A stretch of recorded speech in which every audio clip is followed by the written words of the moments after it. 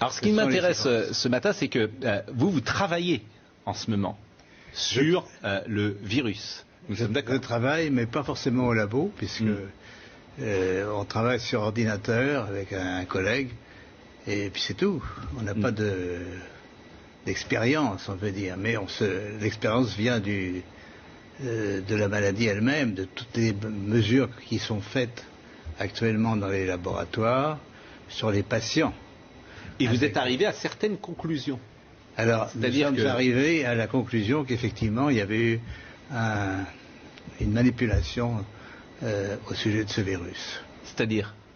Eh bien, qu'une partie, je ne dis pas le total, n'est-ce pas, mais il y a un modèle qui est évidemment le virus classique, et là c'était un modèle surtout venant de la chauve-souris, mais à ce modèle on a par-dessus ajouté des séquences notamment du VIH, le virus du sida.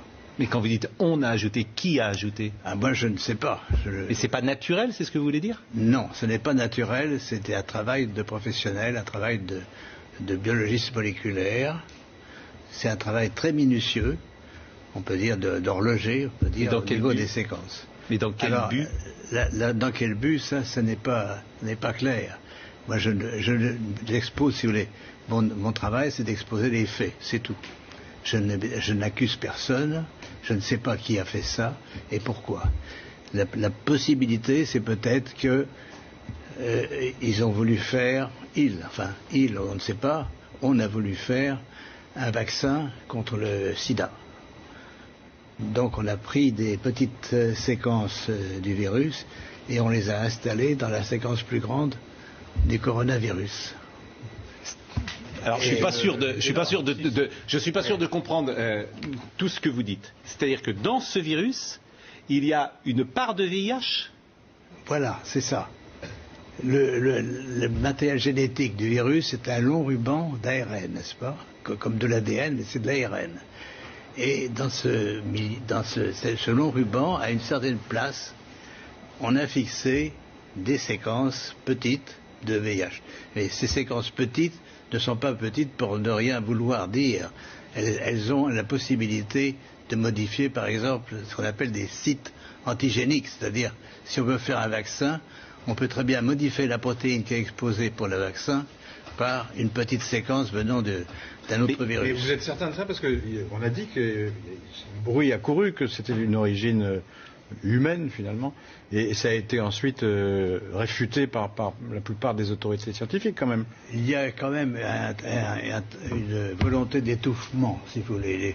Les travaux, nous ne sommes pas les premiers. Un groupe de chercheurs indiens, très, très renommés, avait publié la même chose. On les a forcés à rétracter. Et on les a forcés comment? C'est-à-dire, c'est annulé. Il y a, si vous regardez leur publication, vous avez une grande bande annulée parce que... Mais ce que vous dites là, la plupart des scientifiques disent le contraire quand même. Hein. De moins en moins. De moins en moins. Si vous voulez, ceci est arrivé au début de cette année et on voit de plus en plus de travaux qui suggèrent, mais moi je suis, on peut dire, hors d'âge. Je suis prix Nobel et je peux travailler librement. J'ai donc aucune pression sur moi qui peut agir.